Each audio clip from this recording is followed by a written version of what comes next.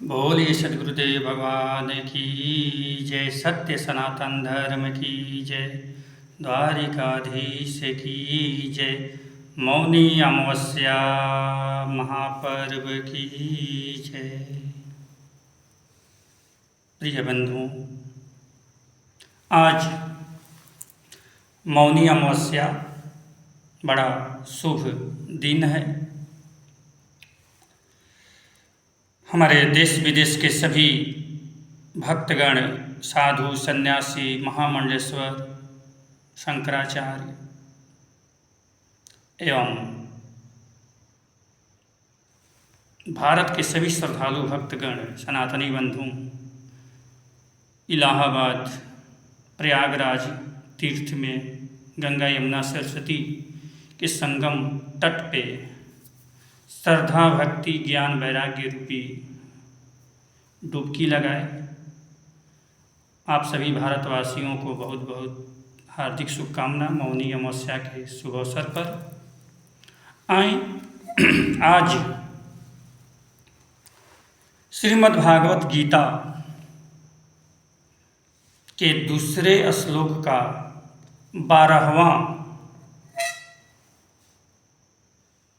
दूसरे अध्याय का 12वां श्लोक पर विचार करेंगे।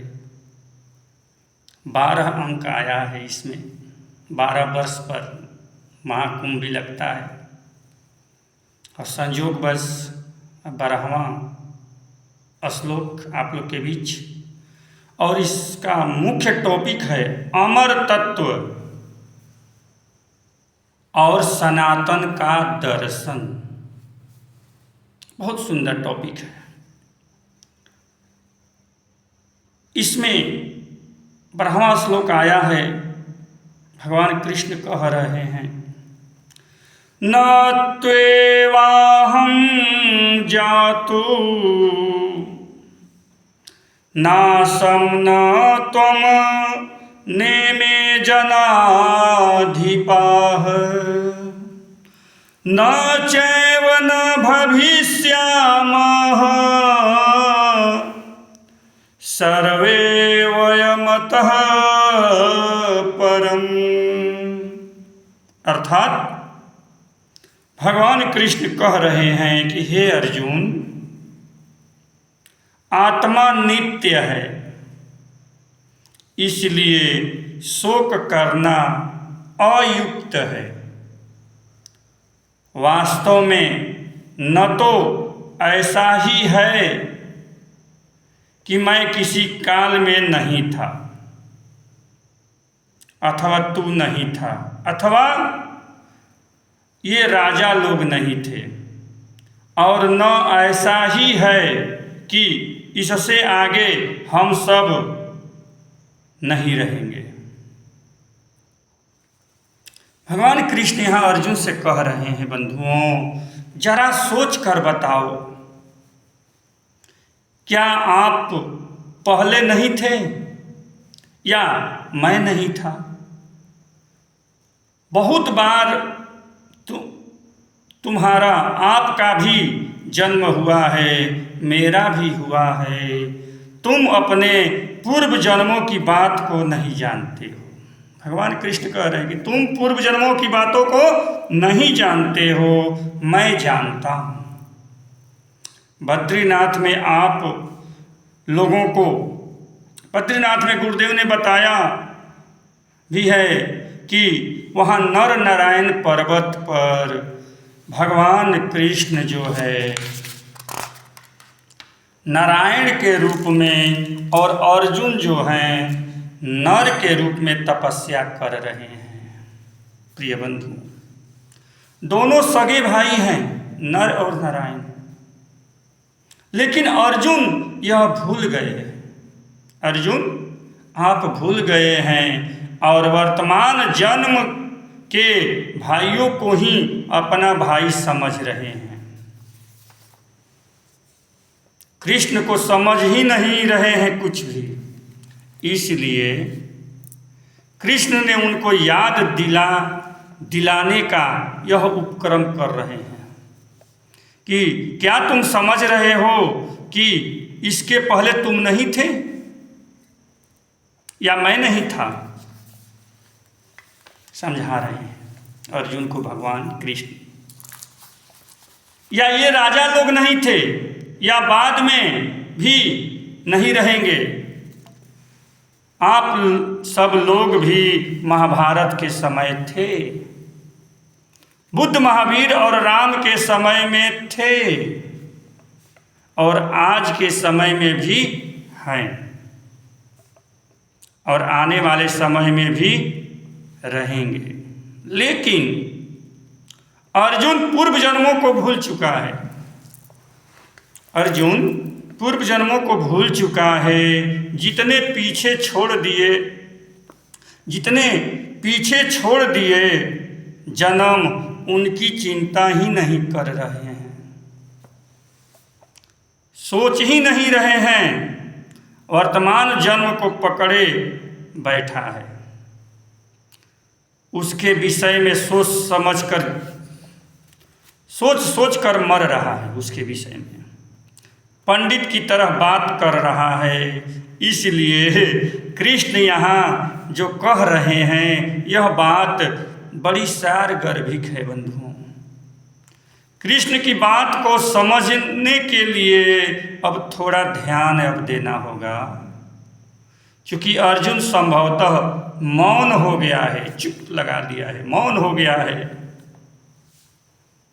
दुखी होकर गिर गया है, आंख नाक कान भी बंद कर लिया है कि नहीं सुनूंगा आपकी बात। इसलिए कृष्ण यहाँ पर उसकी मौनता में प्रवेश करके बात करेंगे। भगवान कृष्ण उसकी मौनता में प्रवेश करके बात करेंगे, मौन भाषा का प्रयोग करेंगे। कैसे बात करेंगे आप लोगों को बता दूं मैं। मौन, आज मौनी अमावस्या भी है और सत्संग में भी मौन की बात आ गई, मौन वार्ता। आगे देखिए, उदाहरण के लिए गुरुजी बता रहे हैं कि यूनान का एक फकीर था, गुरजियफ, नाम सुना होगा। एक बार वह साधना कराने जा रहा था। उसकी साधना 30 दिन की थी बंधुओं। रूस का सबसे बड़ा गणितज्ञ एस्बेस्टिन उनकी साधना सीखने आया। गुरजियफ सबको देहात के एक गांव में लेकर चले गए। देहात के गांव में लेकर चले गए। उस देहात में एक बहुत बड़ा मकान था, बहुत बड़ा मकान था।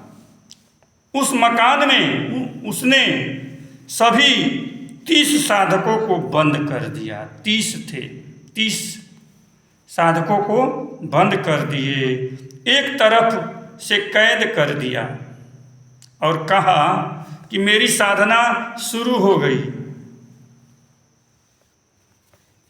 लोगों ने पूछा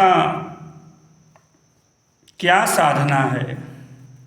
गुरजियफ बोला आप लोग 30 हैं, 30 इसी मकान में रहेंगे, लेकिन एक दूसरे से बात नहीं करेंगे। सोचिए कैसी साधना है। सबने कहा कि ठीक है, कुछ साधना के विषय में भी बताइए क्या करना होगा। गुरजियफ बोला कि बात नहीं करना है, इशारों से भी बात नहीं करोगे, बात भी नहीं करना है और न इशारा भी करोगे। जबकि हमारे देश में मौनी बाबा केवल मुंह से बात नहीं करते हैं। मौनी बाबा लोग सुना है ना आप लोग? मौनी बाबा लोग मुख से बात नहीं करते हैं और सारी इंद्रियों से बात करते हैं। बताइए। लेकिन गुरजियफ कह रहा है कि आंख से भी बात नहीं होगी। जान जाओ, मुंह से भी नहीं बात करना है, इशारा से भी नहीं बात करना है और आंख से भी मटकना नहीं है, आंख से भी इशारा नहीं करना है, इशारों से भी बात नहीं होगी। हाथ से भी बात नहीं होगी, शरीर के किसी भी अंग से बात नहीं होगी। जो बात करेगा उसे निकाल दिया जाएगा। बंधुओं, तुम यहां ऐसे रहो कि हम अकेले हैं, बस यही भावना रखना है। 30 हो लेकिन यही आप जानो कि मैं अकेला हूं। 30 नहीं हो, अकेले हो। यही मेरी साधना की विधि है बंधुओं, बच्चों। अब यदि टॉयलेट बाथरूम भी जाना है तो ऐसा जाना है कि किसी को मालूम ही न हो। टॉयलेट बाथरूम भी जाना होगा तो ऐसा हो कि किसी को मालूम न हो कि तुम जा रहे हो।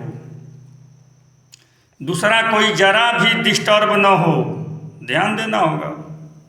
जरा भी इशारा किया तो साधना से निकाल दिए जाओगे।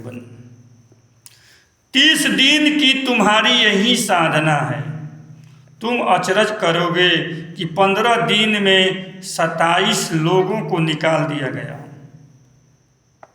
15 दिन में 27 लोगों को निकाल दिया गया। कोई हाथ से इशारा कर देता तो कोई आंख से इशारा कर देता। करते हो ना, आप लोग भी करते हो, तुम लोग भी करते हो। जब हम साधना कराते हैं,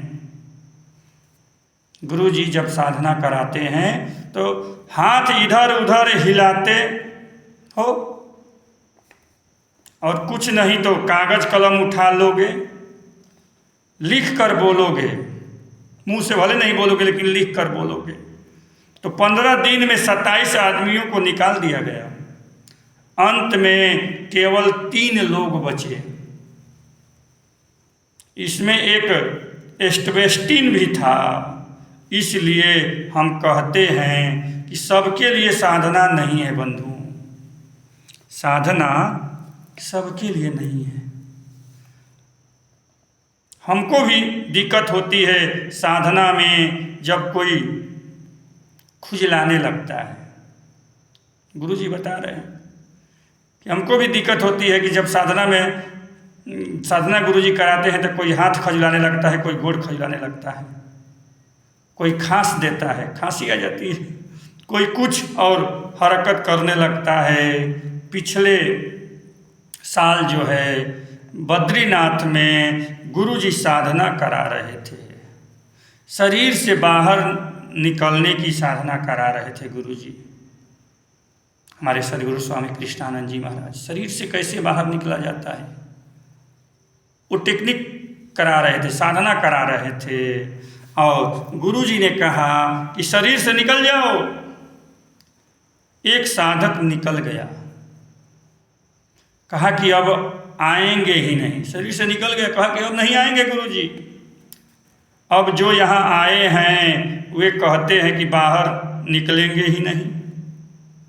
इसलिए साधना में पात्रता का चुनाव आवश्यक है बंधुओं, पात्रता का चुनाव आवश्यक है। गुरुजीएफ की साधना में भी जब 30 दिन बीत गए तो केवल एक आदमी पास हुआ, एक आदमी। वह था एस्बेस्टीन। रूस भी चिंतित हुआ कि हमारे देश का इतना बड़ा गणितज्ञ आखिर कहाँ चला गया। एस्बेस्टीन जब 30वां दिन हुआ और वह आंख बंद किया तो उसको मालूम हुआ कि गुरुजीएफ उससे कह रहे हैं कि एस्बेस्टीन आ जाओ। एस्बेस्टीन उठकर चला गया। उसकी आंखें बंद है, मुंह बंद है, फिर देख रहा है। गुरुजीएफ कह रहे हैं कि एस्बेस्टीन बैठ जाओ। वह बैठ गया। गुरुजीएफ ने देखा अभी भी इसकी आंखें बंद है, ओठ बंद है। फिर मौन में ही कहा, मौन में ही कहा कि सेबेस्टियन प्रसन्न मुद्रा में मुस्कुराओ, अहोभाव से भरो, परमात्मा को धन्यवाद दो। सेबेस्टियन ने प्रसन्न मुद्रा में परमात्मा को धन्यवाद दिया, चलते समय साष्टांग प्रणाम किया, कुछ बोला नहीं, कुछ बोला नहीं, क्योंकि अब इस मुंह से संवाद की कोई जरूरत नहीं रह गई। अंदर से कह दिया, गुरुजी बहुत बहुत धन्यवाद आपको। उसको पाकर बहुत जोर से ठठाकर हंसा गुरुजीएफ कि मेरी जिंदगी में एक शिष्य मिला,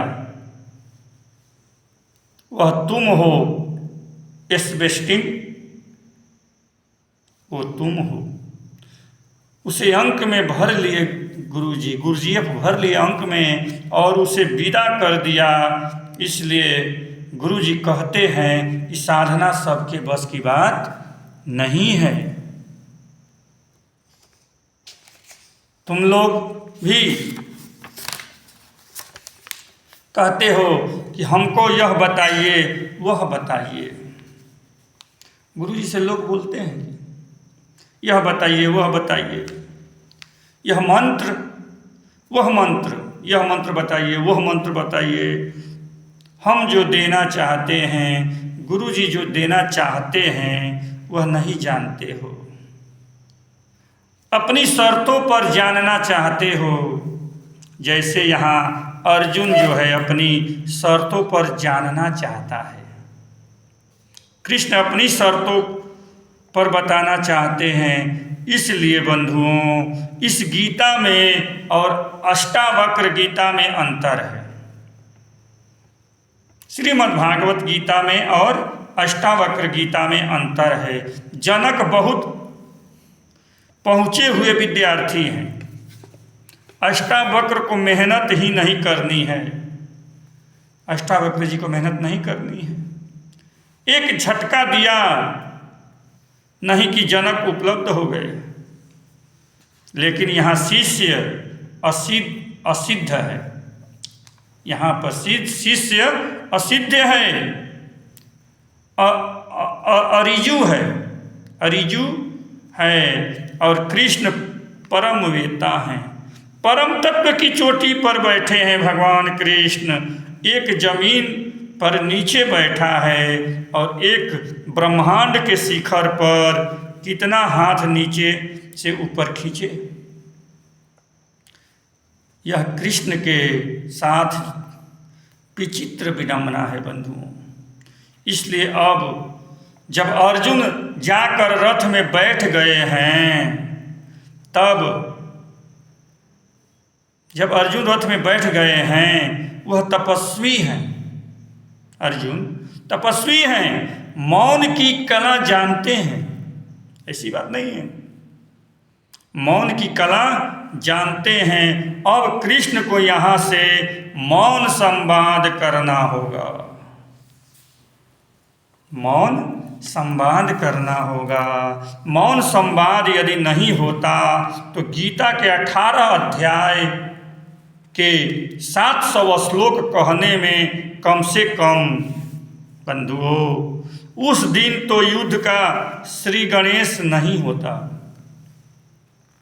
वह दिन तो समाप्त हो ही जाता, वह दिन समाप्त हो जाता। मौन संवाद यह कम समय में ही हो जाता है, मौन संवाद कम समय में हो जाता है। जैसे तुम कोई सपना देखते हो, एक क्षण के सपने में ही तुम जन्मों जन्म का इतिहास देख लेते हो, जन्मों जन्म का इतिहास देख लेते हो सपने में। जैसे फलाना जगह गया, फलाना से शादी हुआ, इतने बच्चे पैदा हुए, यह हुआ वह हुआ, सब देख लेते हो सपने में। अगर तुम उस सपने को लिखने लगो तो घंटों लग जाएंगे ना, घंटों लग जाएंगे। लेकिन सपना एक एक झटके में, एक पल में पूरा हो जाता है। सपने में संवाद नहीं होता,